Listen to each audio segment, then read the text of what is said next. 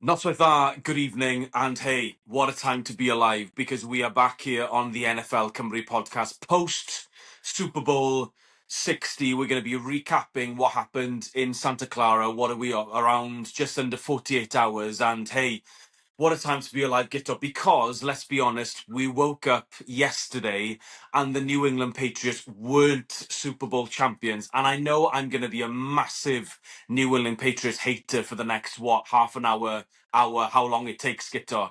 I am just gleeful today. Honestly, I've been so happy because ultimately, the New England Patriots have been exposed and potentially Drake May has been exposed, and we're going to pump the brakes on that. But anyway, because before I go on my rant, I'm going to pass it over to Gito to see what his remarks were about Super Bowl 60. A completely dominant beat down. A lot of people have been saying, and many congratulations to the Seattle Seahawks. I mean, it's thoroughly deserved. They are the 2025-2026 Super Bowl champions, and that's their second Super Bowl, Gito. In the last 10 years, potentially, they should have won a third 10 years ago when they were stopped while Malcolm Butler intercepted Russell Wilson on the 1 yard line, or even in the end zone. That would have got them back-to-back Super Bowls. But anyway, they're a brilliant franchise. How are you feeling now, Gito? What are we, like I said, 48 hours post Super Bowl? Have you got over your lack of sleep? Yeah, so just 48 hours from the Super Bowl. I thoroughly enjoyed it, first of all. And yeah, congratulations to the Seattle Seahawks. They thoroughly deserved it. They are the best team in football. Yeah, no, I'm feeling a little bit better now. Yesterday was a little bit of a write-off, if I'm being completely honest with you. I've been doing, well, Dyfed, you'll know this, but I've been doing some dry January work as well. So getting into the drinking side of things, it wasn't too bad until the morning after, but I have definitely felt a lot worse as well. So I'll take that as a positive. Definitely some lack of sleep as well, and it was definitely an early night for me last night. Ended up with about 9, maybe 10 hours sleep as well, and yeah, I'll be looking forward to going to sleep again tonight just to try and catch up on a little bit more sleep. But yeah, staying up for the Super Bowl every year is always worth it for me, and like I said, I enjoyed staying up for it and watching the Seahawks winning in some fashion, which we will dive into later on. And yeah, no, congratulations to them. How are you, David? I'm fine, Gito. Do you know what? Obviously, I'm a young father, and my son is, well, he's about to turn 2 next month, which is absolutely crazy. Hmm. And do you know what? Just the lack of sleep hasn't really hit me because my pattern is broken every single night. He's not sleeping that well at the moment. So do you know what? I had 2.5, maybe 3 hours, and then I was up, and I was actually feeling okay because I was on BBC Radio Cymru here in Wales talking about the Super Bowl and just recapping. Just I was on for 5 minutes, just giving the main point. So do you know what, guys? This is going to be slightly different because usually this is where I'd kind of go in and give my remarks on the Super Bowl. However, I have potentially, and I'm going to pass this over to Gito because I'd loved to hear what he thought of the Patriots and the Seahawks and the Super Bowl itself. I want to hear his perspective on it because I've been waiting, Gito, very patiently for the last 48 hours to unleash my glee and my joy about what the Seahawks ultimately exposed about the New England Patriots and their season in a whole, in a nutshell, basically. And do you know what? That's all I've seen. Going, on in terms of on social media and, like you said, punditry and all the remarks have been very interesting. So, firstly, Guitar, just what were your main points? What were your main remarks on Super Bowl 60? So, in terms of the actual quality of the game itself, it wasn't the most brilliant of Super Bowl, but I've come to a realization that not every Super Bowl has to be a brilliant matchup Super Bowl.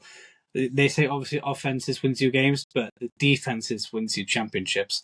And leading up into the Super Bowl, we've seen two very good defenses. Obviously, the Seahawks have the best defense in the league. They have the best football team in the league. And they proved that really well in this Super Bowl here. The only thing that was missing from them, especially from the first 3 quarters of the game, was a touchdown. But they had to rely on their kickers to score field goals. It was 12-0 before they actually scored a touchdown. The first touchdown came in the fourth quarter by AJ Barnett. That's the one. Yes. So yeah, and it was a great move from the Seattle Seahawks as well. Sam Darnold, obviously, it was Kenneth Walker that won MVP in the end, and rightly so. He did get over 100 yards in the end, 135 to be exact, from 27 rushes. The Patriots' defense wasn't right on top, but they did stop them from scoring touchdowns in the first few quarters as well. So, like I said, it wasn't the most prettiest of game, but it was a defensive masterclass at one point from both teams. But throughout the game, the Seahawks were on top. They were the most dominant team in this game. And I think they knew maybe around the third quarter that they were going to walk away with it. The Patriots, apologies, did get their touchdown in the end, but it wasn't to be. It didn't count for anything in the end. Drake May, he didn't have his best game, but what let the Patriots down was their O-line, I believe.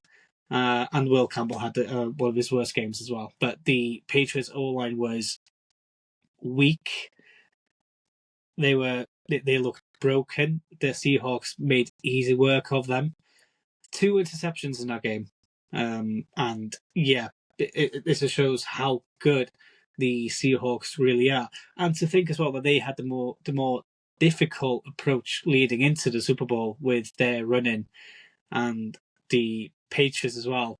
Obviously, we spoke about how easy their schedule has been, even in the playoffs. The weather was on their side, really. They haven't had any great games in the playoffs either, to be honest. They were considered probably lucky to be where they were. But at the same time, I do think they did deserve to be in the Super Bowl, because I think Drake May is a good quarterback. I don't think it's the last we've seen of this particular Patriots team, especially in the playoffs run. Maybe Super Bowl is another few seasons away. I'm not sure. They need to improve a lot during the free agency. They need to improve of their O-line. They need to get more protection for Drake May. But taking away nothing from the Seattle Seahawks, like I mentioned, they are the best team in football right now. They can probably go do it again next season, depending if they keep their players or not. That will be another discussion for another time. But yeah, a thoroughly deserved win for the Seattle Seahawks, and it was very enjoyable watching them actually run over the New England Patriots as well. I do like this Patriots team, but they just didn't turn up on the day, and a massive congratulations to the Seattle Seahawks. Guto, can I just say that you've been very, very kind towards the New England Patriots there, because you take a very soft approach. Mine is going to be fair. I'm trying to be just a little bit fair. Mine's going to be a little bit harder, as you can probably tell by my tone of voice here. Yeah. So I'm going to start off with the Seahawks. Guto, I've heard some terms being thrown around over the last 48 hours. When it comes to their defense, a lot of people have been throwing out that this is probably one of the top 5 defenses ever. Top 5 defensive outings ever in a Super Bowl. I'm not sure if I agree with that, because, even going back to the Legion of Boom 10 years ago with Bobby Wagner and all of these players. But like you said, I cannot give enough props for what Mike McDonald has done in 2 years as head coach. We knew how talented he was coming from the Baltimore Ravens, where arguably he had, again, a top 5 defense with all the pieces that they have over there. And look what's happened to the defense since he's left over the last 2 years as well. And now Todd Monken obviously has gone to the Pittsburgh Steelers, so to Cleveland. Sorry, not the Pittsburgh Steelers. He's gone to Cleveland. So, a massive thing that we haven't talked about as well is that the fact that a massive congratulations as well to to Andre Durdle. He is the defensive coordinator of the Seattle Seahawks, and he Yeah. is an Englishman, and he started Mm. off with the London Warriors. Yeah. So what an incredible feat! He's the first British man ever to be part of a Super Bowl winning team. So he's created history Hmm. there. I think that's really, really cool. Um, so yeah, in terms of Seattle, like you said, I thought it was complete justice that they were crowned kings this year. Let's be honest, Gitter, for me, the Super Bowl, the real Super Bowl, was the NFC Championship game between the Seattle Seahawks and the LA Rams. Because for me, those were the two best teams in football, full stop. Um, Yeah. and a lot of people have been talking how weak the AFC has been this particular year compared to the NFC. Um, it's been an absolutely up and down. It's been a crazy season, as we can, as we've been talking about over the last couple of weeks, with with the rise of the Broncos, the Patriots turning their season around under Mike Vrabel, the the rise of the Colts, and then the fall of the Colts as well. The Chargers making a decent charge towards, and then Kansas City, Baltimore not making the playoffs as well. So it was, in terms of a season, 2025, 2026 has been absolutely batshit crazy, if I can say that. Yeah. So then, okay, let's come to the Patriots then, Guitar. I honestly, again, I am quoting other people saying here, this is potentially the worst team to reach a Super Bowl ever. Secondly, Drake May's performance, Gitter, this is fact. That was the second worst statistical performance that we've seen from a Mm. QB in the Super Bowl era. Mm. So, look, I know a lot of people have been praising Drake May. He was the runner-up to Matthew Stafford as the MVP this year. However, I want to put this out there. I want to pump the brakes. Let's pump the brakes on Drake May, because look at the Patriots this year. You could say no, they are extremely lucky to have reached the Super Bowl. They had one of the easiest schedules in the NFL. They weren't tested at all. Look at who they had to beat. Look at what happened to the playoffs, Gitter. Another statistical about Drake May in the playoffs. He had 8 fumbles in the Mm. playoffs, and somehow the New England Patriots still made it to the Super Bowl. They came across the LA Chargers without no line and without any wide receivers in the first round, in the wild card round. Then in the divisional round, they played Houston Texans, and we all know what happened to CJ Stroud. He imploded. He threw 5 interceptions. Even though the Patriots turned it over 3 times, and Drake May fumbled twice in that game. And then we know what happened with the Broncos. Drake May broke his ankle, and there was a massive wind. There was a snowstorm, and they came up against a backup QB and a really poor backup QB in that. So ultimately, Gitter, this comes to, I believe, and I know that I'm a Patriots hater because I'm a Dolphins fan and I've witnessed 15, 20 years of their dynasty. However, the proof is in the pudding for me.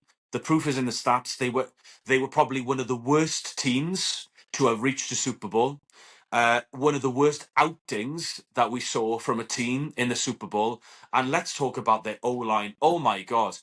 How pissed off you would be if you had drafted Will Campbell as the 5th overall draft pick after what we witnessed 2 days ago.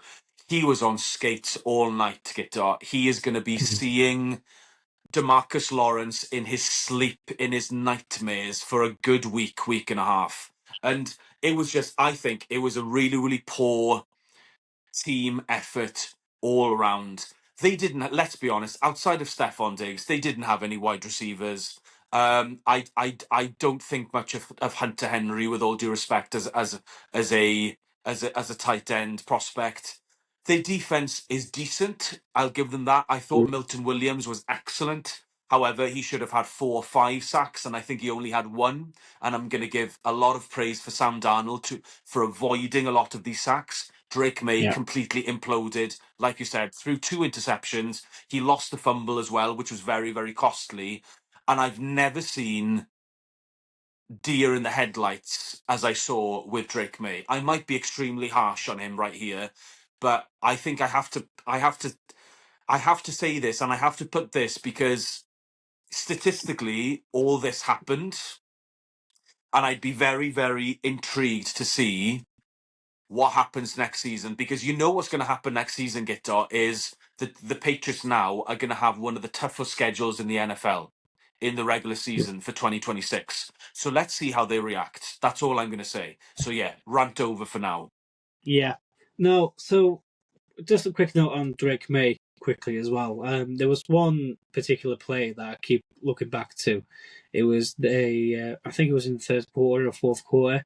He did a long throw and it was intercepted. Not the interception I went for a touchdown, of course, just the one that was intercepted, and they gained some few yards from that one. But I remember because I was live tweeting about this on our Twitter page at Wales NFL, and yeah, I just remember thinking to myself, and my dad, I was watching it with my dad, and we were thinking the same thing. Like, he threw it for a long pass, and there was barely no targets there. There was 2 or 3 players scrambled all over the place. I don't think he even knew who he was aiming it for either. Everyone was quite confused as to why he did that. There was 2 or 3 players particularly open on the left and the right. They could have had an easy 10 yards, 10, 15 yards here. He decided to throw it for maybe 34 yards, and it was probably the easiest interception in Seahawks football. That's where we found out, okay, the Seahawks, they've won the Super Bowl here, and there's still like a full quarter left of the game. There was no turning back there from Jake May, and I think that pretty much summed up his performance as well. And I think that pretty much summed up the Patriots' performance in that Super Bowl as well. So, and a big congratulations as well. I want to point this out as well to Aiden Dirty. His story, starting off with the London Warriors as the defensive coordinator. He's been part of the Falcons coaching staff for a couple of years, as well as the defensive quality control coach. He was the outside linebacker as well. Started off with Dallas Cowboys with the internship, of course. He was the defensive line coach for the Cowboys again in 21 to 23, and then obviously moved to the Seattle Seahawks, and obviously the rest of history. So yeah, the first British coach to win the Super Bowl is great to see. Hopefully it will inspire more from this side of the pond to obviously make that jump as well. So yeah, a massive congratulations to Aiden Dirty there. I just want to point out quickly as well that what you've just mentioned as well, the schedule for the Patriots next season, and I do want to run this with you quickly. So the home fixtures for the Patriots next season, obviously you've got the Buffalo Bills, Chicago Bears, Kansas City Chiefs, Detroit Lions, Jacksonville Jaguars, the Chargers, the Dolphins, the Jets, and the Seahawks, the rematch. And then, so that was the away fixtures, sorry. The home fixtures, the Bills, the Broncos, the Green Bay Packers, the Raiders, the Steelers, the Jets, Dolphins, and the Minnesota Vikings. So they've got a lot of work to do if they're thinking of improving and making the Super Bowl again, if not the playoffs. So yeah, like you said, it's going to be a whole lot more difficult for them, and it'll be interesting to see how they get on with that one. Guitar, it would not surprise me at all if they would return to be a 5-6 win team. Honestly, now, I think this year has been such an anomaly. Genuine, Lau. I think, yeah, just a few pointers. Firstly, I think what so you said Agent is the first British coach to become Super Bowl champion. I think Gito, potentially, if not in the next 18 to 24 months, 2 years, we're going to see the first British head coach as well, because he interviewed recently for head coaching jobs as well. So I think it's coming. It's coming very, very shortly. So that would be fantastic for the game here in the UK. The second thing that I want to come back to you on your point about the interception, I completely agree.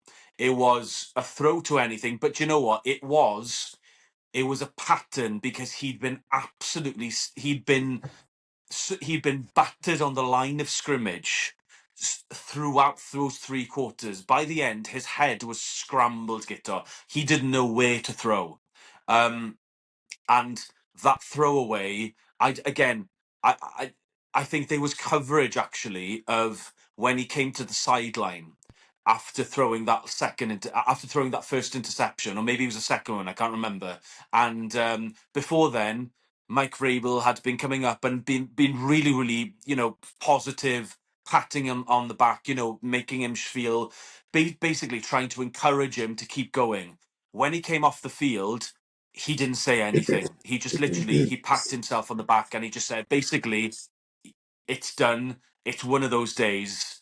Clearly, like, and I'm not sure if you saw the clip as well of Collinsworth, one of the reporters and one of the commentators. He said, trying to sum up what Drake May saw on that play, and he said, "I've got nothing for you." It was literally just. He'd been battered and bruised for 3 quarters. He'd been scrambling. He'd been sacked 7 times, one more, and it would have been it would have been a Super Bowl record, by the way. So yeah, his O line, my goodness me, what an absolute mess they were. The whole game. But yeah, look, the Patriots, I think, are going to struggle, Guitar, and obviously, I'm going to enjoy every single moment. I can't say anything because the Dolphins are undoubtedly going to be one of the worst teams in the NFL for the next 2 years, potentially. However, it's just nice to know that at least one team in your division, apart from the Jets, are going to come back down to earth per se. So yeah. So let's kind of move off that a little bit. Sam Darnold, Guitar. What an incredible turnaround. What an incredible story. He's now in Super Bowl and Yeah. NFL history. He had his doubters. A lot of people had given up on him. Um, but if we have a look at Sam Darnold's record over the last 2 years for the Vikings and the Seattle Seahawks, I believe his combined record is something ridiculous, like 25-5. He's only lost 5 games in the last 2 years Yeah. with 2 different franchises. So, and I think I saw something before coming on here. Sam Darnold is undoubtedly a top 10 quarterback. And he now is going to be like a blueprint that a lot of teams are going to take around the league. Um, in terms of choosing their next QB. And I hope the Dolphins are listening because we're definitely one of these people. And there's a lot of teams in this offseason going to be looking for QBs, and there might be some trades and things so on and so forth. Yeah. But he's now kind of the new blueprint. He's not massively athletic, although I thought he did very, very well avoiding pressure. Unlike Drake May, who is very athletic, I just thought he was very, very jittery in the pocket. And Sam Darnold hasn't got. I don't think people would say that he's got a cannon of an arm, but he just kind of he does everything above average. Some of it very, very well. And another thing, Gito, his actual salary isn't that huge compared to other quarterbacks in the NFL. So you can still build around him as a franchise as well. So it's going to be really, really fascinating, like you said, what's going to happen, how the Seahawks are going to evolve over the next couple of years. Because let's be honest, with that defense, surely you could only see the Seahawks potentially, scarily, even getting better and potentially go on to dominate the NFC over the next couple of years. Yeah, I definitely see them improving a lot. And yeah, one thing I like about the Super Bowl is it's very good at creating superstars and making memories and obviously making history as well. Sam Darnold has made massive history there, especially, and this is a proper American story, starting from the bottom, making its way to the top sort of thing. This is the pinnacle of that story. Sam Darnold has been exceptional in the last 2 seasons, and I always go back to that butterfly effect. What would have happened if Jason McCarthy didn't get injured? Would Sam Darnold get the chance elsewhere? Would he get a chance to be with the play as much games as he did with the Vikings as well? Obviously, that's a question for another universe for another time. But Yeah, it's an incredible story, and I think the whole of America was rooting for Sam Darnold to win just so he can sort of finish that story as well. And yeah, I think he is a top 10 quarterback. Obviously, like I said, not the most athletic, but he is good. But one thing about Sam Darnold as well, and especially in the last 2, 3 seasons now, he has some great weapons to work around him as well. To the fact that, and I keep saying this quite often, he doesn't have to do so much to gain 40, 50, 60 yards because he's got so many good people around him. Obviously, last season he had Justin Jefferson with him. Obviously, he's one of, if not the best wide receiver in the league last season, at least. This season, he had obviously Kyle Walker, the running back. He had Cooper Kupp coming in, Jackson Smith and Jigba. Obviously, we haven't even spoken about Jackson Smith and Jigba yet. So that's how one-sided it was in terms of the defensive side. That's how much it was of the Super Bowl. But he's had so much plays, and he's had some great coaching as well. Obviously, he's been with Clint Kubiak now as well, and he's making his way now to the Las Vegas Raiders, which we will point out later on. So he's been very good at having great coaches around him as well. He didn't have as much of a chance when he was with the 49ers, but he had some great coaches and great players around him as well to learn from as well. So it's, he's not lacked the experience in terms of who he has around him. He has that great knowledge of what to do as a quarterback. It's just taken him a little bit longer to actually showcase his skills, showcase how good he actually is, and ultimately he's won a Super Bowl because of it. Yeah. And who would have said, Guto, that Sam Darnold has won the Super Bowl before Josh Allen and Lamar Jackson have even got to a Super Bowl? That's a Yeah, crazy stat for me. exactly. Absolutely incredible. We spoke about that draft class last week, didn't we? Well, obviously, even Baker Mayfield that was in that draft class as well. Absolutely crazy. And it was a brilliant end to the season. I think in terms of not just in terms of the Seahawks and Sam Darnold, but in terms of the actual sport of American football as well. It was the best ending to what has been an absolutely crazy season. Having it as with having Sam Darnold winning the Super Bowl, just an incredible end to an incredible season, I think. It's like you said. I mean, it's been such a topsy turvy season that we don't really know kind of what to expect in 2026. Obviously, some teams are going to be looking drastically different. I'm very intrigued now, Gito, to kind of see what happens with the Raiders, because you've just mentioned that Clint Kubiak obviously has now officially been named as the head coach of the Raiders going forth, and we fully expect them to draft Mendoza, Fernando Mendoza, as as the number one pick in April. So yeah, he has kind of emerged as an absolute superstar himself as a coach, along with Aidan Dirty, sorry, and Mike McDonald as well. I mean, my gosh, and the whole coaching staff over there.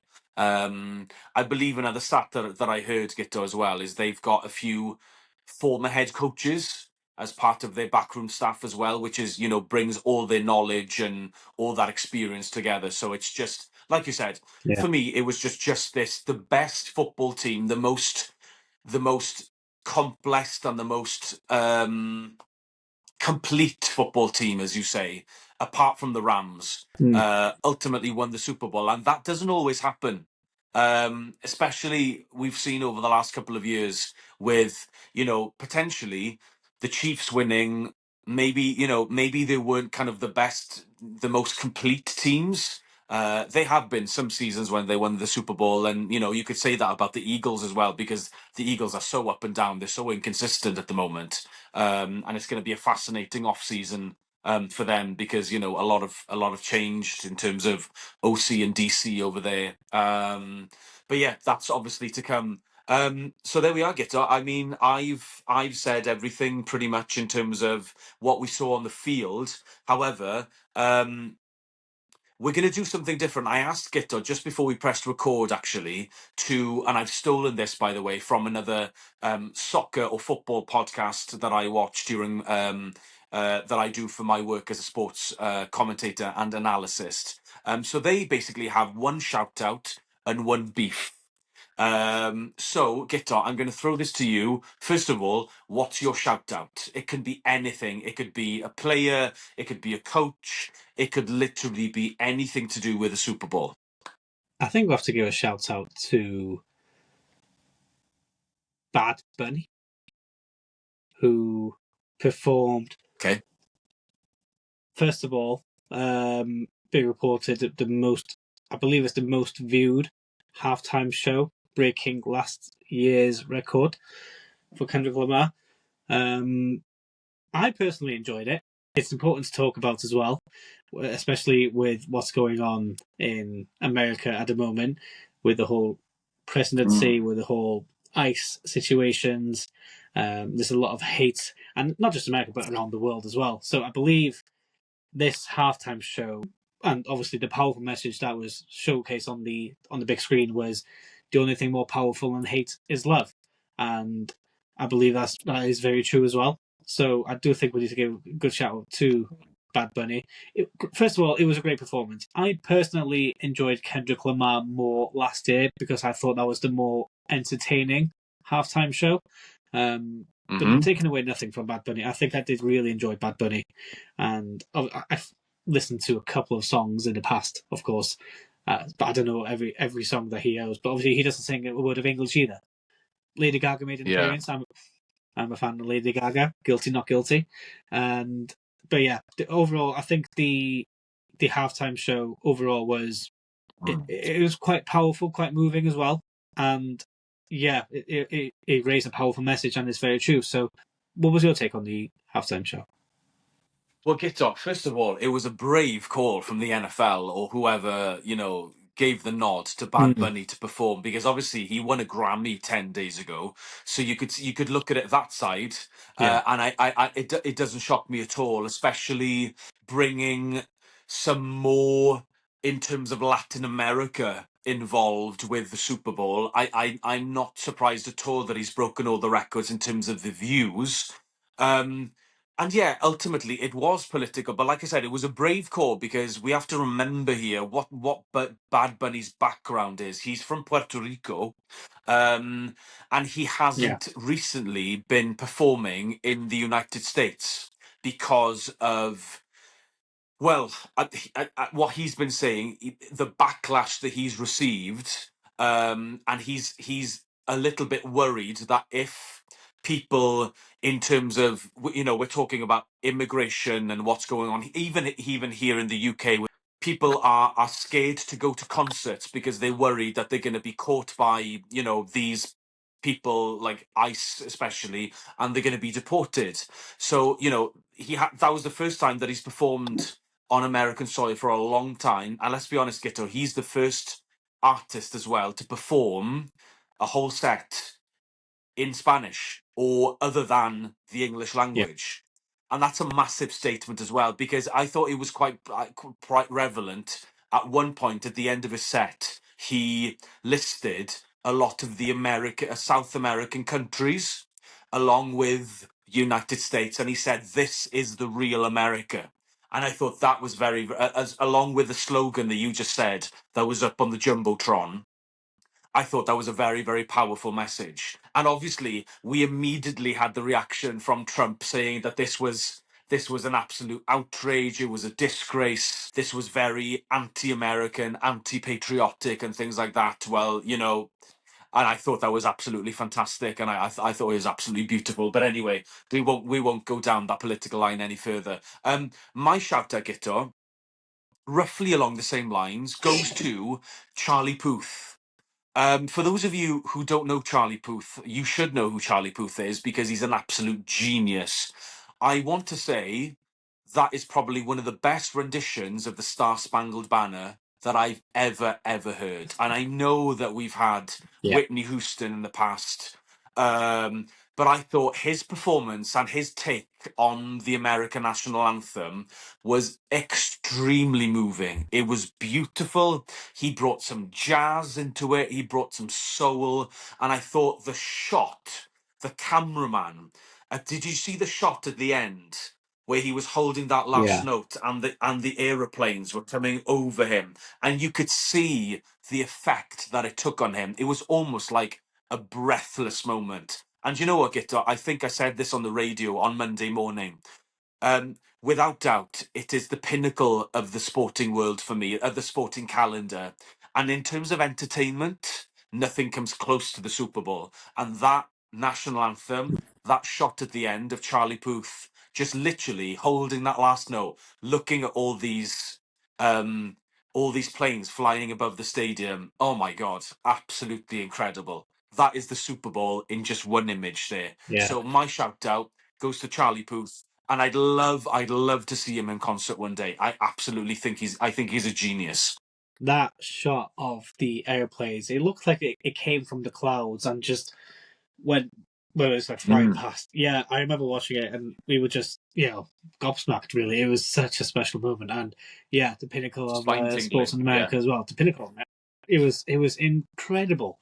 And it's had a lot of praise online. The cameraman deserves a praise as well. He deserves more than a praise. He deserves a raise. He deserves a medal. He deserves a prize for that one. That was an incredible moment, that one. And yeah, probably one of the best rendition of the national anthem in a while. I believe we had in all of American sports, really. So my beef, Guitar, is my beef is with the New England Patriots wide receivers, but more specifically Stephon Diggs. What happened? I mean, where was he? Where Where was he? is he?